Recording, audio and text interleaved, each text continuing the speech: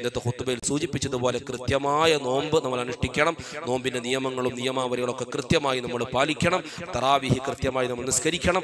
ധാരാളം ഖത്മുകൾ ഓതണം. ഖുർആൻ ധാരാളം ഓതുക. ഒരാൾ ഖുർആൻ ഓതുന്നത് കേൾക്കുക. ഇതൊക്കെ റഹ്മത്ത് ലഭിക്കുന്ന ഘടകങ്ങളാണ്. ശുദ്ധമായ റമളാന്റെ ആദ്യത്തെ 10 റഹ്മത്തിന്റെ 10ആണല്ലോ. റഹ്മത്ത് കിട്ടുന്ന ഒരുപാട് ഘടകങ്ങളുണ്ട്. ചിലതൊക്കെ തറാവീഹ് നിസ്കാരത്തിന് ശേഷം നമ്മൾ സൂചിപ്പിച്ചിരുന്നു. എന്നാൽ ഖുർആൻ ഇങ്ങനെ ഓതുക, ആ ഖുർആൻ ഓതുന്നത് ഇങ്ങനെ കേൾക്കുക, അത് റഹ്മത്ത് ലഭിക്കാൻ കാരണമാണ്.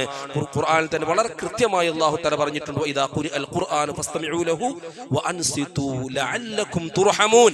നിങ്ങൾക്ക് കരുണ ലഭിക്കാൻ, നിങ്ങൾക്ക് കരുണ ചെയ്യപ്പെടാൻ ഖുർആൻ പാരായണവും അത് കേൾക്കലും പ്രത്യേകം പരിഗണിക്കണമെന്ന് പരിശുദ്ധമായി ഖുർആൻ ഓർമ്മപ്പെടുത്തുന്നുണ്ട്. എൻ്റെ പ്രിയപ്പെട്ട സഹോദരന്മാരെ, റമളാൻ മാസത്തിലെ നോമ്പ് പോലെ തന്നെ സക്കാത്ത് വിശുദ്ധമായ ഇസ്ലാമിലെ പഞ്ചസ്തംഭങ്ങളിൽ വളരെ പ്രധാനപ്പെട്ടതാണ് സക്കാത്ത് എന്ന് പറയുന്നത്. കേവലം സക്കാത്ത് ഫിത്ർ സക്കാത്ത് റമളാനുമായി ബന്ധപ്പെട്ട സക്കാത്താണ്. പക്ഷേ സക്കാത്ത് എന്ന് പറഞ്ഞാൽ കേവലം ഫിത്ർ സക്കാത്ത് മാത്രമല്ല. സ്വർണത്തിനും വെള്ളിക്കും സക്കാത്തുമുണ്ട്, കച്ചവടത്തിന് സക്കാത്തുണ്ട്, ആടുമാട് ഒട്ടകങ്ങൾക്ക് സക്കാത്തുണ്ട്, അതുപോലെ തന്നെ അരി ഗോതമ്പ് പോലെയുള്ള ധാന്യവർഗ്ഗങ്ങളിൽ സക്കാത്തുണ്ട്. എൻ്റെ പ്രിയപ്പെട്ട സഹോദരന്മാരെ, സക്കാത്ത് വളരെ കൃത്യമായി നമ്മൾ പഠിച്ചു വെക്കണം. സക്കാത്തിന്റെ പേരിൽ വലിയ തട്ടിപ്പുകൾ പലരും നടത്തിക്കൊണ്ടിരിക്കുന്നുണ്ട്. പരിശുദ്ധമായ ദീൻ ഇസ്ലാമിന്റെ സക്കാത്തിനെ ചൂഷണം ചെയ്ത് പാവപ്പെട്ട മുഅ്മിനീങ്ങളിൽ നിന്നും സാമ്പത്തിക തട്ടിപ്പുകൾ നടത്തുന്ന വലിയ സംഘം നമ്മുടെ നാട്ടിൽ പ്രവർത്തിച്ചു കൊണ്ടിരിക്കുകയാണ്. ഇസ്ലാമിലെ സക്കാത്തിന് കൃത്യമായ നിയമങ്ങളുണ്ട്, നിയമാവലികളുണ്ട്. അതനുസരിച്ചിട്ടായിരിക്കണം സക്കാത്ത് കൊടുക്കേണ്ടത്.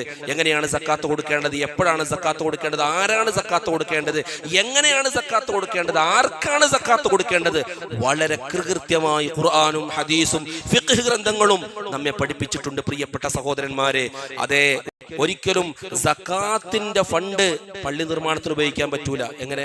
എന്റെ സക്കാത്തുണ്ട്, നിങ്ങൾ പള്ളി നിർമ്മിച്ചോളൂ, എന്റെ സക്കാത്തുണ്ട്, അതുകൊണ്ട് നിങ്ങൾ സ്ഥാപനം നടത്തിക്കോളൂ. സക്കാത്ത് വിടില്ല. സക്കാത്തിന്റെ അവകാശികൾ ആരാണ്? ഖുർആൻ പ്രത്യേകം പറഞ്ഞ 8 വിഭാഗങ്ങളുണ്ട്. ഫഖീർ, മിസ്കീന്, കടം കൊണ്ട് വരഞ്ഞവൻ, അതുപോലെ ഫീ സബീലില്ല എന്ന് പറഞ്ഞാൽ അള്ളാഹുവിന്റെ മാർഗത്തിൽ യുദ്ധം ചെയ്യുന്ന വിഭാഗം. ഇന്നിപ്പോ അങ്ങനെയുള്ള വിഭാഗങ്ങളില്ല. അതുപോലെ തന്നെ ഈ ഫീ സബീലില്ല എന്ന പദം ഉപയോഗിച്ച് അതുകൊണ്ട് ഉദ്ദേശിക്കുന്നത് സംഘടനാ പ്രവർത്തനമാണ് എന്ന് ദുർവ്യാഖ്യാനം ചെയ്ത് പ്രിയപ്പെട്ടവരെ, കേരളത്തിലെ ജമാഅത്തെ ഇസ്ലാമി സുന്നികളിൽ നിന്നുപോലും സക്കാത്തിന്റെ പേരിൽ പണം കൈക്കലാക്കിക്കൊണ്ടിരിക്കുകയാണ്. ബൈത്തു സക്കാത്ത് എന്ന പേരിൽ സുന്നികളുടെ സ്വത്ത് പോലും സക്കാത്താണെന്ന് പറഞ്ഞ് ഇവിടെയുള്ള വഹാബികളും ഇവിടെയുള്ള മൗദൂദികളും സക്കാത്തിന്റെ പേരിൽ ചൂഷണങ്ങൾ ചെയ്തുകൊണ്ടിരിക്കുമ്പോൾ നമ്മൾ അത് തിരിച്ചറിയേണ്ടതുണ്ട്. ഫീ സബീലില്ല എന്ന് പറഞ്ഞാൽ അള്ളാഹുവിന്റെ മാർഗത്തിൽ യുദ്ധം ചെയ്യുന്ന ആളുകളാണ്. അത് വളരെ കൃത്യമായി ഫുഖഹാക്കൾ പറഞ്ഞിട്ടുണ്ട്. ഒരു കാര്യം കൂടി കൂട്ടത്തിൽ നമ്മൾ മനസ്സിലാക്കണം. നമ്മുടെ മതത്തിനുള്ളിൽ പ്രത്യേക നിയമങ്ങളുള്ള ദാനധർമ്മമുണ്ട്, അതാണ് സക്കാത്ത്. അതിൽ കൃത്യമായ നിയമങ്ങളുണ്ട്. അത് മതം പഠിപ്പിച്ച നിയമത്തിന്റെ ഉള്ളിൽ നിന്നുകൊണ്ട് തന്നെ നമ്മൾ പ്രവർത്തിക്കാൻ പാടുള്ളൂ.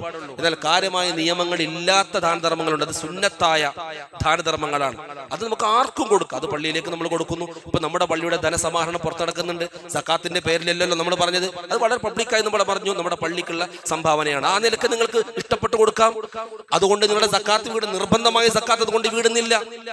അത് സുന്നത്തായ സ്വതക്കകളാണ്, നിർബന്ധമായ സ്വതക്കയാണ് സക്കാത്ത്. അതിന് നിയമങ്ങളുണ്ട്, നിയമാവലികളുണ്ട്. പ്രിയപ്പെട്ടവരെ, നമ്മുടെ സക്കാത്ത് 3 രൂപത്തിലാണ് വിതരണം ചെയ്യേണ്ടത്. ഒന്ന്, എന്റെ സക്കാത്ത്, ഫോർ എക്സാമ്പിൾ എന്റെ സക്കാത്ത് ഞാൻ തന്നെ അതിന്റെ കൃത്യമായ അവകാശിയെ കണ്ടെത്തി, ഫക്കീർ, മിസ്കീന്, കടം കൊണ്ട് വരഞ്ഞവൻ, പൊതുവിശ്വാസി അടക്കമുള്ള ആ ഖുർആനിൽ പറഞ്ഞ 8 വിഭാഗങ്ങളിൽ നിന്ന് അതിന്റെ അവകാശികളെ നേരിൽ കണ്ടെത്തി കൊടുക്കുക. അതാണ് ഒന്നാമത്തെ രൂപം. രണ്ടാമത്തെ രൂപം, ഇസ്ലാമിക ഗവൺമെന്റ് ഉള്ള, ഇസ്ലാമിക ഭരണമുള്ള പ്രദേശങ്ങളിൽ ഇമാമിയങ്ങളെ ഏൽപ്പിക്കലാണ്. ഇന്ത്യയെ പോലെയുള്ള ഇസ്ലാമിക രാജ്യമല്ലാത്ത ഇടങ്ങളിൽ അത് ഒരിക്കലും നടക്കില്ല.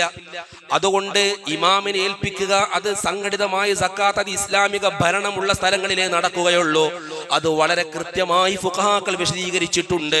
അതിന്റെ പേരിൽ ഇവിടെ ഏതെങ്കിലുമൊക്കെ സംഘടന ഉണ്ടാക്കിയിട്ട്, അതേ സക്കാത്ത് സംഘടനകൾ, സക്കാത്ത് കമ്മിറ്റി ഉണ്ടാക്കിയിട്ട് ജനങ്ങളുടെ സക്കാത്ത് നേരിൽ വാങ്ങിയിട്ട് പള്ളി ഉണ്ടാക്കാനും മാധ്യമങ്ങൾ നടത്താനും മറ്റുള്ള അവരുടെ പ്രചരണങ്ങൾക്ക് വേണ്ടി ഉപയോഗപ്പെടുത്താനും ചെയ്യുന്നത് എന്തിന്റെ പേരിലാണ്? പ്രിയപ്പെട്ടവരെ, വിശ്വാസികൾ ജാഗരൂകരായി ജാഗരൂകരാകേണ്ടതുണ്ട്. മൂന്നാമത് രൂപമുണ്ട്, അതൊരു വക്കീലിനെ ഏൽപ്പിക്കുകയാണ്. എനിക്ക് എന്റെ സക്കാത്ത് കൊടുക്കാൻ പ്രത്യേക സമയമില്ല, എനിക്ക് എന്തോ അർജന്റാണ്, എന്തോ വിഷയമാണ്, ചില പ്രതിസന്ധികളുണ്ട്, പ്രയാസങ്ങളുണ്ട്. അപ്പൊ വിശ്വസ്തനായ ഒരു വക്കീലിനെ ഏൽപ്പിക്കും. മുഅ്മിനായ വിശ്വസ്തനായ ഒരു വക്കീലിനെ ഏൽപ്പിക്കുകയാണ്. ആ വക്കീൽ എന്ത് ചെയ്യണം? ആ വക്കീൽ നിയമങ്ങൾ അറിയുന്ന ആളായിരിക്കണം. ആർക്കാണ് സക്കാത്ത് കൊടുക്കേണ്ടത് എന്ന നിയമങ്ങളൊക്കെ അറിയുന്ന വക്കീലായിരിക്കണം. അത് നിശ്ചിത ഒരു വ്യക്തി ആയിരിക്കണം, കമ്മിറ്റിക്ക് പറ്റില്ല. നിശ്ചിതമായ ഒരു വ്യക്തി ആയിരിക്കണം വക്കാലത്ത് ഏൽപ്പിക്കപ്പെടേണ്ടത്. പ്രിയപ്പെട്ടവരെ, അതുകൊണ്ട് അയാൾക്ക് കൃത്യമായ ഉത്തരവാദിത്വമുണ്ട്. അതുകൊണ്ട് വക്കാലത്തിന്റെ പേരിലുമല്ല ഈ കമ്മിറ്റി, സക്കാത്ത് കമ്മിറ്റി നടക്കുന്നത്. കാരണം കമ്മിറ്റി ഏൽപ്പിച്ചാൽ അത് എന്നോട് ചോദിക്കണം, മറ്റവരോട് ചോദിച്ചാൽ, പ്രസിഡന്റിനോട് ചോദിച്ചോളി, സെക്രട്ടറിയോട് ചോദിച്ചോളി, അല്ലെങ്കിൽ ട്രഷററോട് ചോദിച്ചോളി എന്നൊക്കെ പറഞ്ഞ് അവർ ഒഴിഞ്ഞു മാറും. പറ്റില്ല. എത്രത്തോളം കേരളത്തിലെ വഹാബികൾ അവരുടെ പത്രത്തിൽ തന്നെ വന്ന കണക്കനുസരിച്ച്, അവരുടെ വാരികയിൽ വന്ന കണക്കനുസരിച്ച് പലിശക്ക് പോലും സക്കാത്ത് മുഅ്മിനീങ്ങളിൽ നിന്ന് സ്വരൂപിച്ച് അത് ബാങ്കിലിട്ടിട്ട് അതിന്റെ പലിശ പണം ഉപയോഗിക്കുന്നവരാണ്. അത് അവരുടെ മാസിക കൊണ്ട് തന്നെ നമ്മുടെ അഹ്ലുസുന്നത്ത് വൽ ജമാഅത്തിന്റെ പണ്ഡിതന്മാർ നേരത്തെ തെളിയിച്ചതും അത് എല്ലാവരും അറിഞ്ഞതുമാണ്. അതുകൊണ്ട് ഇനിയും ഇവരുടെ കപടമുഖം നമ്മൾ തിരിച്ചറിഞ്ഞിട്ടില്ലെങ്കിൽ നമ്മുടെ നോമ്പും നമ്മുടെ സക്കാത്തും നമ്മുടെ ഹജ്ജും നമ്മുടെ നിസ്കാരവും ഒക്കെ പലരും കൊള്ളയടിക്കപ്പെടുമ്പോൾ എന്റെ പ്രിയപ്പെട്ട മുഅ്മിനീങ്ങളെ, നമ്മൾ ആരും അത്തരം ചതികളിൽ പെട്ടുപോകരുത്. കൃത്യമായി ഇസ്ലാമിന്റെ നിയമങ്ങൾ ഉസ്താദുമാരിൽ നിന്ന്, ഉത്തരവാദിത്വപ്പെട്ട മത നിയമങ്ങൾ അറിയുന്നവരായ പണ്ഡിതന്മാരിൽ നിന്ന് പഠിക്കണമെന്ന് സാന്ദർഭികമായി ഓർമ്മപ്പെടുത്തുകയാണ്. അള്ളാഹു നമ്മുടെ എല്ലാ കർമ്മങ്ങളും കബൂലാക്കട്ടെ.